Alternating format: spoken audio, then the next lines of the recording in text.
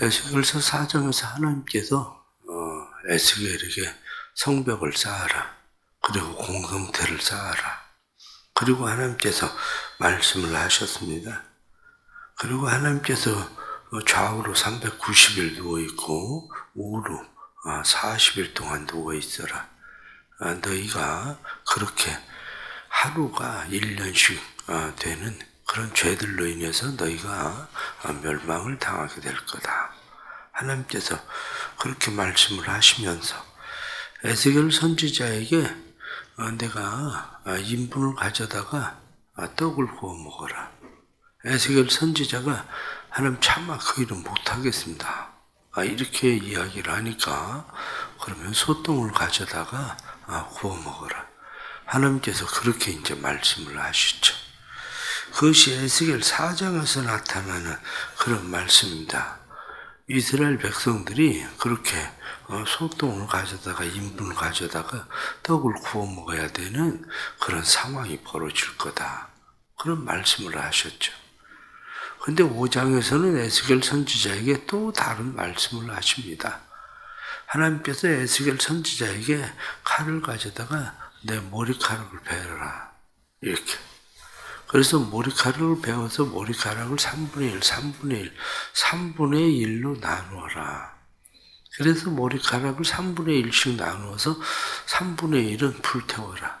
불로 살아버리고 3분의 1에 대해서는 칼로 이렇게 머리카락을 쳐내라. 그리고 3분의 1은 바람에 휘날려라. 하나님께서 그렇게 말씀을 하시죠. 그리고 터럭 중에 조금은 가져다가 옷에 이렇게 잘 싸서 보관을 해 있다가 그것을 얼마는 또 가져다가 불에다가 집어 던져라. 이렇게 이야기를 하시죠. 그런데 그 나타나는 말씀의 결론이 성경에 나타나는 말씀 다시 뒤에 12절 말씀을 보면 그렇게 이야기합니다. 너희 가운데 3분의 1은 전염병으로 죽으며 지근으로 멸망할 것이요. 불에 던진다. 이렇게 이야기할 때에 불사르라. 그것이 오늘 본문에 나타난 말씀 보면 전염병과 길근으로 그들에게 불태워지듯이 그렇게 죽게 될 거다. 또 3분의 1은 사방에 칼에 엎드러지게 될 거다. 그래서 전쟁에 의해서 3분의 1의 사람들은 죽음을 당하게 될 거다. 그렇게 이야기하시고 그리고 나머지 3분의 1에 대해서는 그들을 사방으로 흩어버려라. 바람에 흩어버려라. 그것은 그 사람들이 포로로 잡혀가게 될 거다. 그런 이야기죠. 그래서 결국에는 이것을 이야기하고 있는 것이 이게 뭐냐? 그게 바로 예루살렘이다. 성경은 그렇게 말씀합니다. 예루살렘이 결국에는 그렇게 망하게 될 거다. 그런데 조금 전에 말씀을 드렸던 것처럼 터럭은 조금 가져다가 옷에 싸서 가지고 있다가 그 중에서 얼마는 또 꺼내서 불태워라. 이렇게 이야기하는 것은 옷에 터럭을 싼다. 그것은 보호에 대한 의미죠. 그것은 보호하는, 특별히 하나님께서 보호하는 사람들. 그 사람들을 옷에 싸고 있다가 또 다시 그 중에서 얼마는 불에 던진다. 이렇게 말씀하죠. 이 이야기는 결국엔 이스라엘 백성들 가운데 얼마는 하나님께서 남은 자라고 이야기하는 보호하는 자들이에요. 다니엘, 에스겔 이런 사람들처럼 하나님께서 남겨두신 사람들, 보호하는 사람들, 그루터기라고 얘기하는 그런 사람들과 같은 사람들이죠.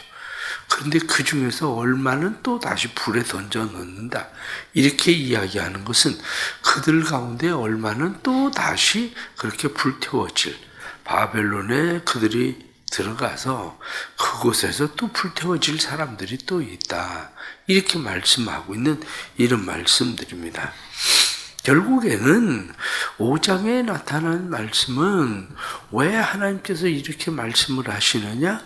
그 말씀을 하시는 말씀의 내용의 맨 마지막 13절에 뒤에 13절에 나타나는 말씀을 보면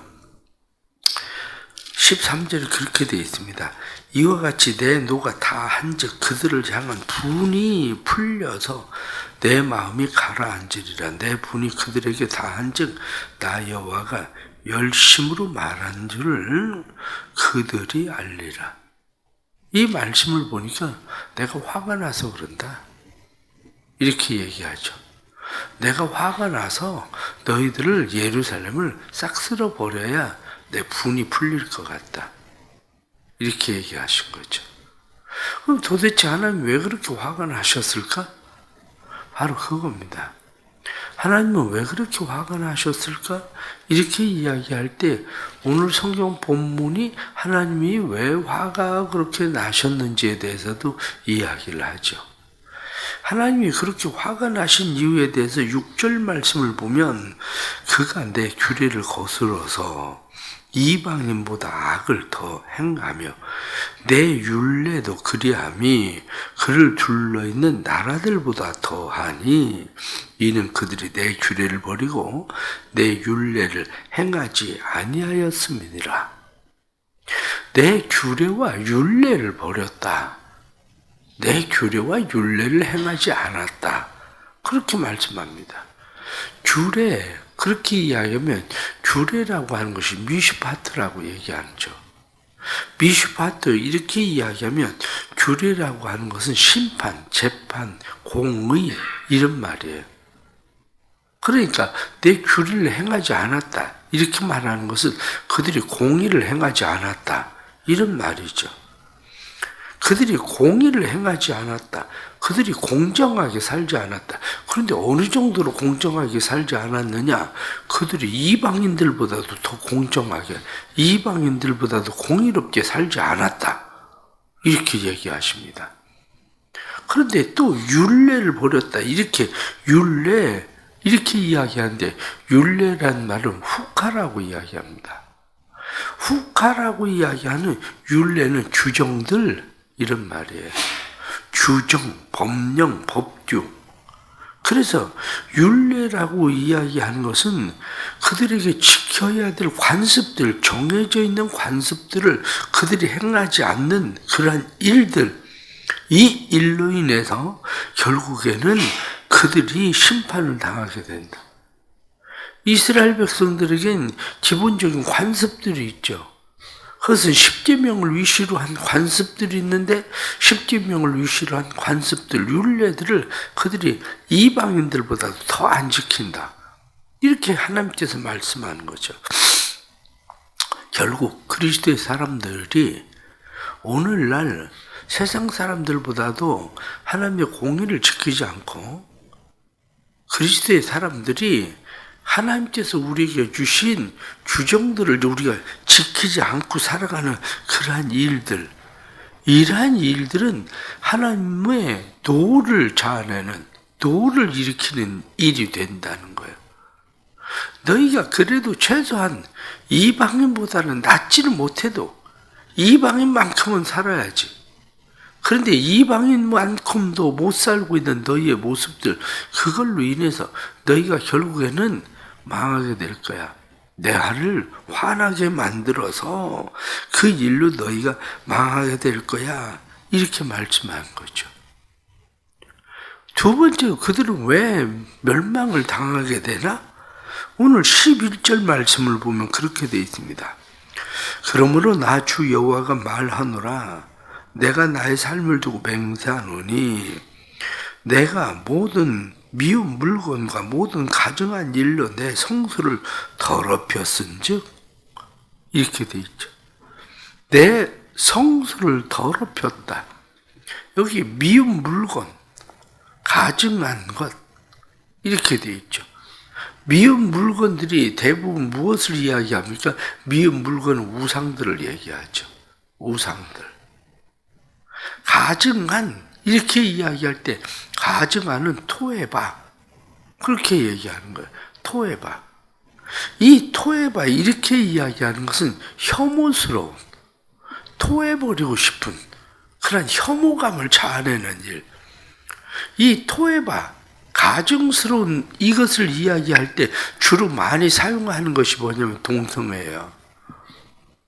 동성애는 하나님이 가증하게 여기는 거다. 이렇게 얘기하는 동성애. 그 가증스러운 짓. 이렇게 얘기하는 거거든요. 그러니까 너희가 우상과 동성애, 이러한 죄악들로 인해서 내 성소를 음행, 이러한 일들로 내 성소를 더럽혔기 때문에 내가 너희에 대해서 화가 나지 않을 수 있겠냐? 내가 너희에게 그런 가증한 일을 행하는 너희를 내가 긍휼히 여길 수 있겠냐? 내가 긍휼히 여길 수가 없다. 그러니 너희가 망할 수밖에 없다. 이렇게 얘기하는 거죠. 하나님께서.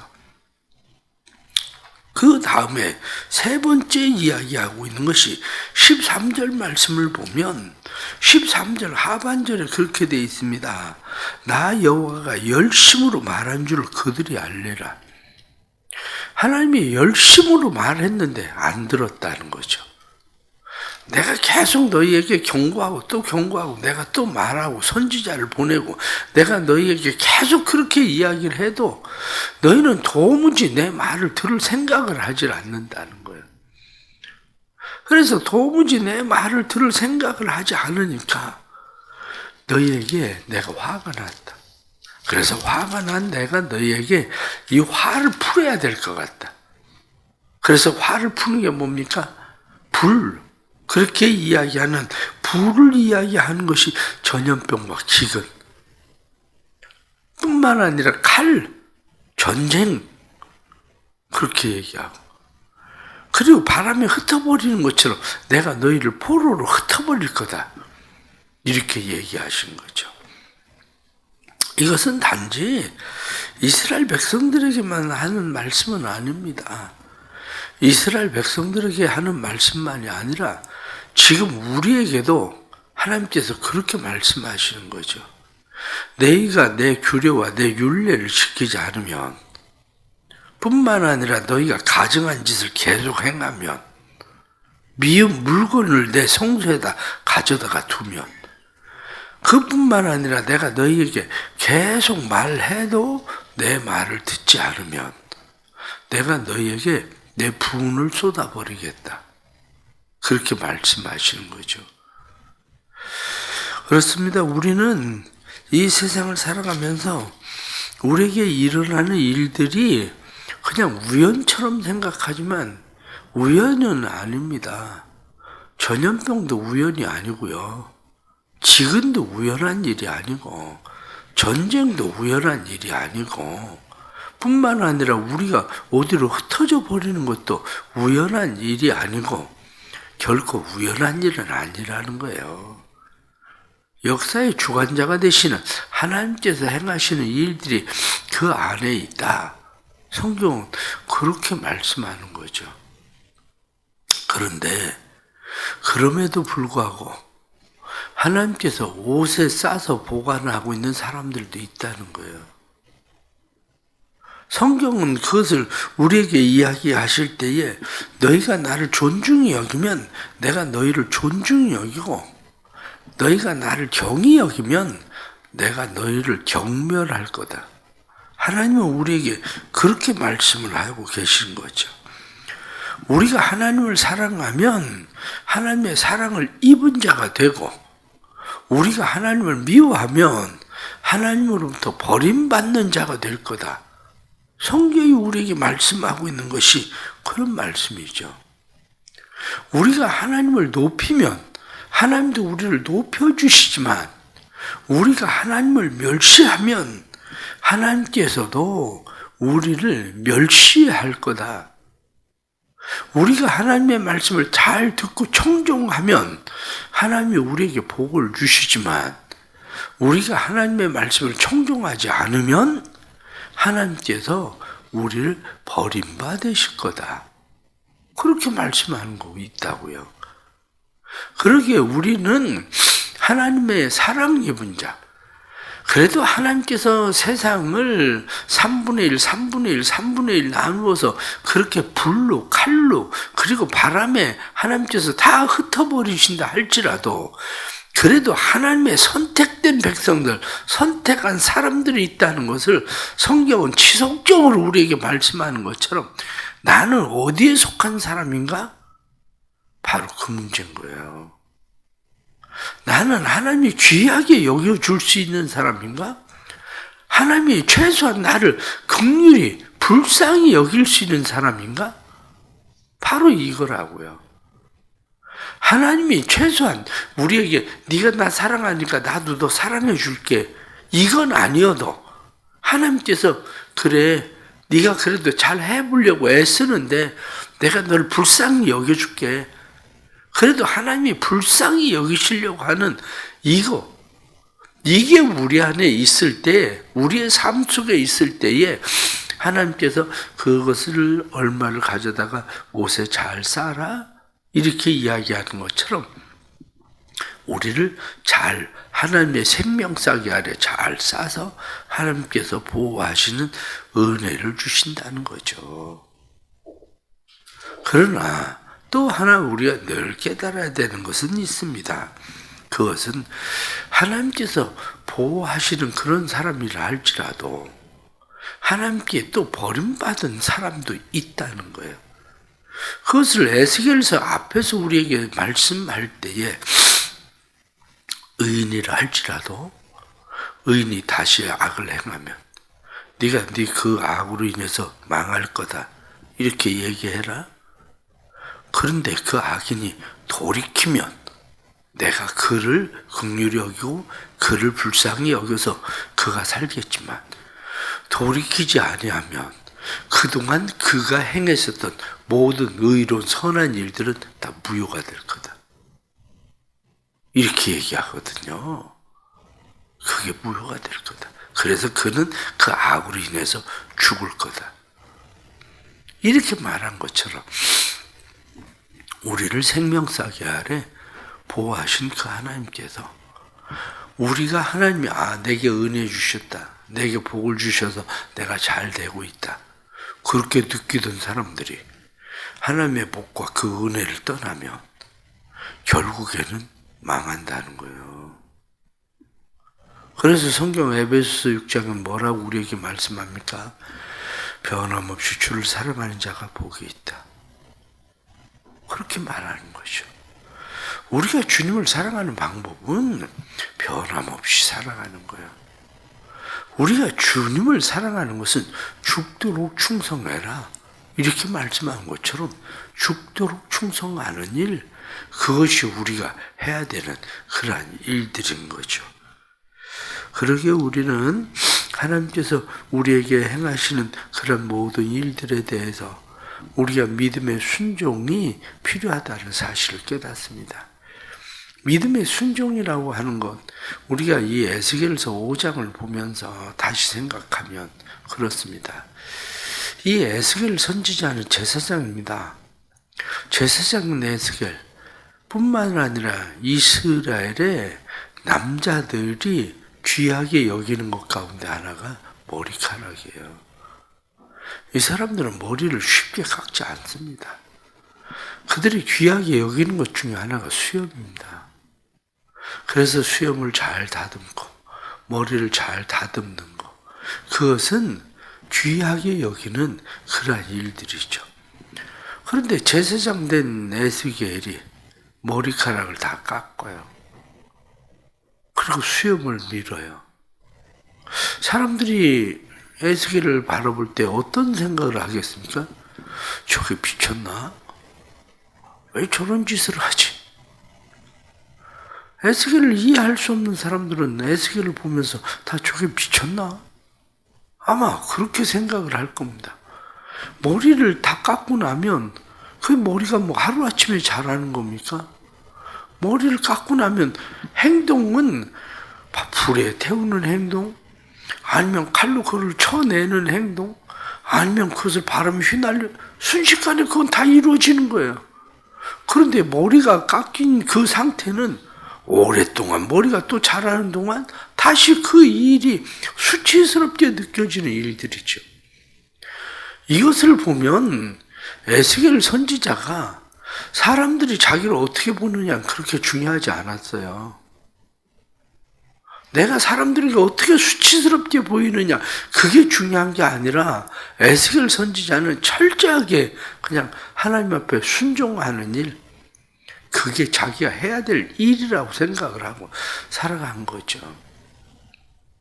신앙생활 하면서 우리가 조금 더 생각하면 교회를 다니면서 조금 수치 좀 당하면 어떻습니까? 교인한테 욕 좀 먹으면 어때요? 누가 나 좀 무시하면 어때? 그 뭐 그렇게 중요한데? 그게 교회에서 누가 자기 조금 무시했다고 그거 못 참고 누구한테 조금 망신당했다고 아니 하나님의 일 하다가 망신 좀 당하면 어때? 그 뭘 그렇게 중요하냐고 그게. 그런데 뭐 교회에서 뭐 목사님이 어떻게 해서 누가고 뭐 아무개 집사가 어떻게 해서 아니 망신스러웠다 아니 망신 좀 당하면 어떠냐고. 응?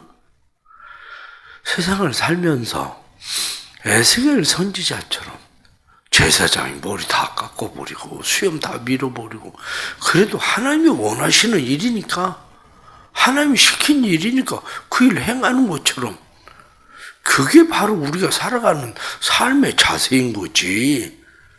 우리가 그냥 뭐 하나님 잘 믿고 경외하면 우리가 항상 높아지고 그 위에 있어야 되는 그런 거 아니에요. 그게 하나님께서 귀하게 여기시면 하나님의 생명사기 아래 그 옷에 하나님이 잘 보호한다는 거예요. 그래도 하나님께서 우리가 신앙생활을 하면서 늘 하나님이 우리에게 원하시는 일 무엇인가 그것을 생각하고 변함없이 주를 사랑하는 자가 복이 있다. 죽도록 충성해라. 그러면 생명의 면류관 얻으리라 하고 말씀한 것처럼 그런 믿음의 삶으로 우리의 삶을 잘 가꾸어 나아갈 수 있는 그런 복된 삶의 역사에 있기를 간절히 바랍니다. 기도하겠습니다. 하나님 아버지, 저희들에게 은혜 베푸시고 저희들에게 주의 사랑과 주의 자비를 허락해 주옵소서. 주님의 은혜와 사랑과 자비가 우리의 삶에 충만하게 도와주시되 저희들이 하나님의 말씀을 잘 듣고 지켜 행할 수 있는 믿음을 주옵소서. 너희들은 이방인들보다도 나의 규례와 율법을 지키지 않았다. 율례를 지키지 않았다 하고 말씀한 것처럼 우리가 이방인들보다도 더 못한 신앙생활을 하고 있다는 사실을 저희들도 잘 압니다. 하나님 사랑하며 하나님의 사랑이 있고 하나님을 귀하게 여기면 하나님이 우리를 존귀하게 여기신다고 하셨는데 저희들이 하나님의 말씀 잘 듣고 지켜 행하고 순종하며 살게 해주시고 우리가 하나님의 말씀을 지켜 행하며 살아갈 때에 하나님의 복 주시는 은혜가 우리의 삶에 일어날 수 있도록 성령 하나님 도와주옵소서. 연약한 우리를 주께서 도우시고 연약한 우리가 주의 은혜 가운데 온전히 세움을 받아 주의 뜻을 이루는 삶이 될 수 있도록 주님 도와주시되 하나님이 우리를 긍휼히 여기시는 그러한 삶이 될 수 있도록 도와주셔서 하나님이 우리를 생명사기 아래 보호하시고 지키시는 은혜도 보게 해 주옵소서. 교회가 5만 시간 기도 대행진을 하고 있는데 이 5만 시간 기도 대행진에도 은혜 주시고 주의 은혜 가운데 기도하는 사람들이 기도의 힘을 얻게 하시고 기도로 하나님과의 친밀함이 세워지도록 성령님 역사해 주옵소서. 오늘 하루도 주님과 함께 동행하기를 원합니다. 주의 선하심이 우리 안에 온전히 우리를 회복케 하시는 은혜로 나타나게 해 주옵소서. 예수님의 이름으로 기도드리옵나이다. 아멘.